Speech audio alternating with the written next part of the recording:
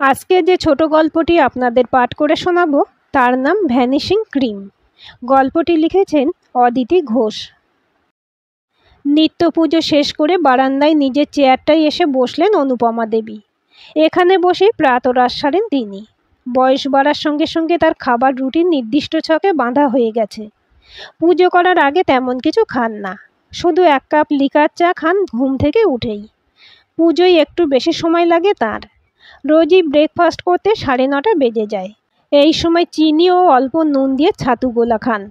লাঞ্চে ভাত, ডাল, নিরামিষ 2টো তরকারি ও একটু দই। সন্ধ্যায় চা বিস্কুট। আর রাত্রে দুধ, খই ও একটা মিষ্টি। এই খাবার রুটিন তিনি নিজেই ঠিক করেছেন। 2 ছেলে, 2 বৌমা ও নাতি নাতনিরা যথেষ্ট আদর যত্ন করেন তাকে। সময় মতো সব কিছু তার হাতের কাছে হাজির করেন বৌমারা। এইসব নিয়ে কোনো সমস্যা নেই তার। তবু সামান্য একটা বিষয় নিয়ে একটু ক্ষোভ রয়ে গেছে মনের মধ্যে। 70 বছরের এই বৃদ্ধার ক্ষোভের কথা শুনলে হয়তো লোকে হাসবে, তাই কোনোদিন কারোর কাছে প্রকাশ করেননি তিনি নিজের এই মনোকষ্টের কথা। প্রাতরাশ সেরে প্রতিদিনের মতো খবরের কাগজ নিয়ে বসেছেন অনুপমা। এখন সংবাদপত্রে বেশিরভাগই থাকে রাজনৈতিক কোন্দল, হাঙ্গামা, খুন এসবের খবর। এসব পড়তে ভালো লাগে না তার, তাই সামান্য কিছুক্ষণ চোখ বুলিয়ে নিয়ে কাগজটা রেখে দেন। তারপর বসেন লাইব্রেরি থেকে আনা বই নিয়ে। বই পড়ার নেশা তার দীর্ঘদিনের। স্কুলের গণ্ডি পেরোনোর আগে থেকেই গল্পের বই পড়া শুরু তার। কলেজে পড়ার সময় নেশাটা একটু কমেছিল সময়ের অভাবে, তবে বিয়ের পর সেটা আবার বেড়েছিল। এই ব্যাপারে তাকে মদত দিতেন তার স্বামী স্বর্গত প্রমথেশ রায়। এক সময় পুরো পরিবারের জন্য রান্না, ঘর গোছানো, নানা রকম সেলাই সব করেও কমপক্ষে সপ্তাহে একটা বই শেষ করতেন অনুপমা। লাইব্রেরির কার্ড তার নামেই করে দিয়েছিলেন প্রমথেশ। তিনি নিয়মিত বই পাল্টে এনে দিতেন। এখন সেই কাজ করে বড় বৌমা। বিকেলে একটু হাঁটতে বেরিয়ে লাইব্রেরি থেকে বইটা পাল্টে আনতে বিশেষ অসুবিধা হয় না তার। তবে বই পড়ার নেশা নেই বাড়ির অন্য কারোরই। এখন বেলা 10:30। অনুপমার 2 ছেলে ও ছোট বৌমা অফিসে বেরিয়ে গেছে অনেকক্ষণ আগেই। নাতি নাতনিরাও কলেজে বেরিয়ে গেছে সময় মতো। এই সময় বাড়িতে বড় বৌমা ও রান্নার মহিলা ছাড়া আর কেউ থাকে না। নিজের ঘরে বিছানায় বসে খবরের কাগজ উল্টাতে উল্টাতে হঠাৎ একটা বিজ্ঞাপনে চোখ আটকে গেল তার। বিজ্ঞাপনটা একটা ফাউন্ডেশন ক্রিমের। বিজ্ঞাপনটা দেখেই মনের মধ্যে ক্ষোভটা চারা দিয়ে উঠল। একটা দীর্ঘশ্বাস বেরিয়ে এলো বুকের ভেতর থেকে। নিজের অজান্তেই স্মৃতির অতলে তলিয়ে গেলেন অনুপমা। রূপের অভাব ছিল না অনুপমার, তবুও সকালে স্নানের পর ও বিকেলে গা ধুয়ে সামান্য প্রসাধন না করলে মনটা খুঁতখুঁত করতো তার। চুলে একটা আলতো হাত খোপা করে নিতেন। শীতে কোল্ড ক্রিম আর বছরের বাকি সময় ভ্যানিশিং ক্রিম মাখতেন। গরমে গলায় ঘাড়ে একটু পাউডারের প্রলেপ, কপালে একটা টিপ ও সিঁথিতে একটু সিঁদুর। এতেই অপরূপা হয়ে উঠতেন অনুপমা। প্রতিদিন প্রমথেশের মুগ্ধ দৃষ্টিতে অনুভব করতেন তার ভালো লাগা। প্রসাধন সামগ্রী কখনো নিজেকে কিনতে হয়নি তাকে। শেষ হওয়ার আগে প্রমথেশ নিয়ে এসে হাজির হতেন।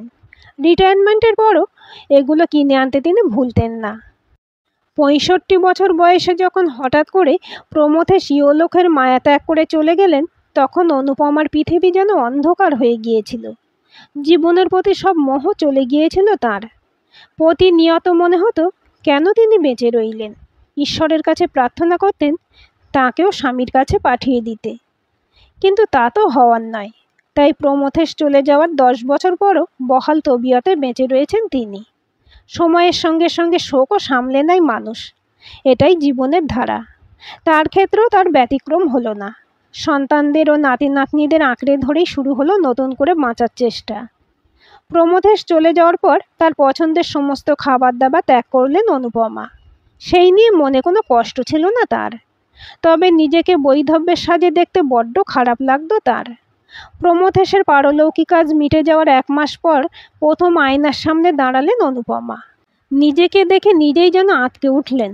লাল রং ছিল প্রমথেশের বড় প্রিয়, তাই বয়স হয়ে যাওয়ার পর লাল শাড়ি না পরলেও লাল ব্লাউজ ভীষণ পরতেন অনুপমা। কপালে বড় লাল টিপ আর সিঁথি ভর্তি সিঁদুর থাকতো সবসময়। আয়নার দিকে তাকাতেই আঁতকে উঠেছিলেন তিনি। ফাঁকা সিঁথি ও শূন্য কপালে নিজেকে বড় বিশ্রী লাগছিল। স্বামীর ফটোর সামনে দাঁড়িয়ে অনেকক্ষণ কেঁদেছিলেন অনুপমা। সেদিন রাত্রেই স্বপ্নে দেখলেন স্বামীকে।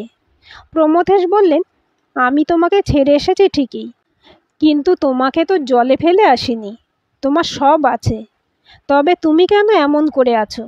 তোমাকে এভাবে দেখতে ভালো লাগছে না আমার। তুমি এবার থেকে আগের মতো স্নো পাউডার মাখবে, কপালে টিপ পরবে, তবে আমার ভালো লাগবে। পরদিন স্নান করে উঠেই স্বপ্নের কথা মনে পড়ে গেল অনুপমার। তিনি চুল আঁচড়ে ভালো করে হাত খোপা বাঁধলেন, মুখে ভ্যানিশিং ক্রিম মেখে গলায় পাউডারের পাপ বোলালেন, কপালে পরলেন ছোট্ট একটা চন্দনের টিপ। এইটুকু প্রসাধন তিনি রোজই করতেন তারপর থেকে। অনুপমার দেহের গড়ন চিরকালই একটু বেশি টান টান। মুখেও বয়সের ছাপ পড়েনি তখনও তুলনামূলকভাবে। বয়সটা 60 হলো তাকে যেন 50-52-র বেশি মনে হতো না। দিনগুলো কেটে যাচ্ছিল গতানুগতিকভাবে। এরই মধ্যে একদিন এলেন অনুপমার 2 ননদ। দাদার মৃত্যুর পর সেই দ্বিতীয়বার এলেন তারা। অনুপমার ওই সামান্য প্রসাধন করাটুকু নিয়ে অনেক ব্যঙ্গোক্তি করলেন তারা ছেলে বৌমাদের সামনেই। কেউ তার হয়ে প্রতিবাদ করল না। সেই মুহূর্তে তার মনে হলো কথাগুলোতে সুপ্ত সমর্থন রয়েছে সকলেরই। রাগে দুঃখে ভ্যানিশিং ক্রিম ও পাউডারের কৌটোগুলো ডাস্টবিনে ফেলে দিলেন অনুপমা। সেই থেকে 10 বছর পেরিয়ে গেছে, আর কখনো ছুঁয়েও দেখেননি কোনো প্রসাধন। কিন্তু দুঃখটা মনের মধ্যেই রয়ে গেছে। এই 10 বছর ধরে স্নান সেরে চুলে চিরুনি দিয়ে শুকনো মুখটায় একবার হাত বুলিয়ে একটা দীর্ঘশ্বাস ফেলেন তিনি। হাতে কাগজটা ধরা থাকা অবস্থাতেই এতক্ষণ স্মৃতির গভীরে ডুবেছিলেন তিনি। সম্বিত ফিরল নাতনি ঈপ্সিতার ডাকে। অনুপমা বললেন, কি ব্যাপার পিঙ্কি, তুই আজ কলেজে যাসনি? ঈপ্সিতা অনুপমার পাশে এসে বসল। গিয়েছিলাম ঠাম্মি, আমাদের কলেজের একজন প্রফেসর মারা গেছেন, তাই আজ শোক পালন করে ছুটি দেওয়া হয়েছে। কিন্তু তুমি সামনে পেপার খুলে রেখে কি এত ভাবছিলে বলো তো, জানালার দিকে তাকিয়ে? তেমন কিছু নয়, কিন্তু তোমার মুখ দেখে মনে হচ্ছে তুমি গভীরভাবে কিছু ভাবছো। শুধু তাই নয়, তোমার মুখের মধ্যে ফুটে উঠেছে চাপা কষ্ট। আমি তো তোমার বেস্ট ফ্রেন্ড, আমার কাছে অন্তত সত্যি কথাটা বলো না ঠাম্মি। আজ যেন কি হলো অনুপমার, মনের কথা আর মনের মধ্যে চেপে রাখতে পারলেন না। ফাউন্ডেশন ক্রিমের অ্যাডটা দেখিয়ে বললেন, এই অ্যাড দেখে অনেক পুরনো কথা মনে পড়ে গেল দিদিভাই। কি কথা ঠাম্মা, আমাকে বলো। রবিবারটাও কোচিং গান নিয়ে এত ব্যস্ত থাকি যে এখন তো তোমার সঙ্গে গল্প করাই হয় না। আজ একটু সুযোগ যখন পেয়েছি তখন তোমার সঙ্গে গল্প করব। বলো ঠাম্মি বলো। অনুপমাকে দুহাত দিয়ে জড়িয়ে ধরলো ঈপ্সিতা। বুকটা হালকা করতে প্রিয় নাতনির কাছে আজ মনের লাগাম খুলে দিলেন অনুপমা। জানিস দিদি ভাই, তোর দাদাই চাইতেন আমি সবসময় পরিপাটি হয়ে থাকি। মারা যাওয়ার কদিন আগেও আমাকে পন্ডস ভ্যানিশিং ক্রিম কিনে এনে দিয়েছিলেন। সেই ক্রিম মাখা নিয়ে কত কথা শুনিয়েছিল আমার ননদেরা, তাই সেই থেকে সব ছেড়ে দিয়েছি। ননদের কথায় তিনি তার ভালো লাগাটুকু বিসর্জন দিয়েছিলেন শুনে রেগে গেল ঈপ্সিতা। বলল, তুমি ওদের কথাকে এত প্রাধান্য দিলে কেন ঠাম্মি? তোমার কাছে ওরা বেশি না দাদাই বেশি? অনুপমা বললেন, ওদের কথার অত গুরুত্ব দিতাম না দিদিভাই, যদি না তোর মা বাবা কাকা কাকিমার মৌন সমর্থন না দেখতাম। ওরা আমাকে নিয়ে যখন ব্যঙ্গ করছিল তখন আমার ছেলে বৌমারা প্রতিবাদ করে একটা কথাও বলেনি, তাই খুব অভিমান হয়েছিল। সব ফেলে দিয়েছিলাম ডাস্টবিনে। অন্য কিছু না হোক, মুখে একটু ভ্যানিশিং ক্রিম না মাখতে পেরে খুব খারাপ লাগতো। কথা বলতে বলতে হঠাৎ করে উঠে গেল ঈপ্সিতা। বলল, আমাকে এক্ষুনি একবার বেরোতে হবে, আমি একটু আসছি। কয়েক মিনিট পরেই স্কুটিতে স্টার্ট দেওয়া শব্দ কানে এলো অনুপমার। খবরের কাগজ ভাঁজ করে রেখে টেবিল থেকে তার প্রিয় লেখক শরদিন্দু বন্দ্যোপাধ্যায়ের তুঙ্গভদ্রা তীরে বইটা তুলে নিলেন। এর আগে 2বার পড়েছেন বইটা, তবুও ভালো লাগে প্রিয় লেখকদের বইগুলো বারবার পড়তে। উপন্যাসের মধ্যে ডুবেছিলেন অনুপমা। হঠাৎ দরজা বন্ধের শব্দে ঘুরে তাকালেন। দেখলেন তার আদরের পিঙ্কি হাতে একটা কিসের প্যাকেট নিয়ে তার দিকে তাকিয়ে মিটিমিটি হাসছে। অনুপমা বললেন, হাসছিস কেন? তোর হাতে এ কিসের প্যাকেট? ঈপ্সিতা প্যাকেট থেকে বার করলো একটা পন্ডস কোম্পানির ভ্যানিশিং ক্রিম ও একটা ছোট ট্যাল্ক পাউডার। কৌটোর ঢাকা খুলে আঙুলে করে ভ্যানিশিং ক্রিম নিয়ে অনুপমার মুখে মাখিয়ে দিল, গলায় লাগিয়ে দিল ট্যাল্ক পাউডার। অনুপমা বললেন, এ কি পাগলামি করছিস বলতো? তোর মা বাবারা জানলে কি ভাববে? কেউ কিচ্ছু ভাববে না ঠাম্মি। আমি সবাইকে বলে দেব আমি জোর করে মাখিয়েছি তোমাকে। এবার থেকে স্নান করে তুমি রোজ মাখবে। আর তুমি আমাকে যে টাকা দাও তার থেকেই যোগান দেব আমি। আর যেন কোনো বাহানা না শুনি। ইপ্সিতা চলে গেছে একটু আগে।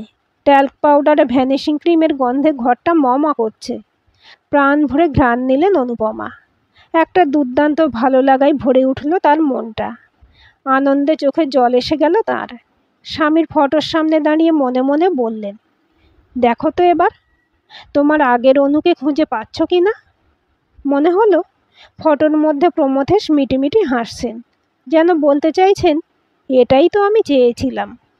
অনেক দিন পর একটা শান্তির শ্বাস ফেললেন অনুপমা। আজকের গল্পটি কেমন লাগলো কমেন্ট করে জানাবেন। ভালো লাগলে লাইক, হাইপ, শেয়ার করবেন। আর চ্যানেলটি সাবস্ক্রাইব করে বেল আইকনটি ক্লিক করে রাখতে ভুলবেন না।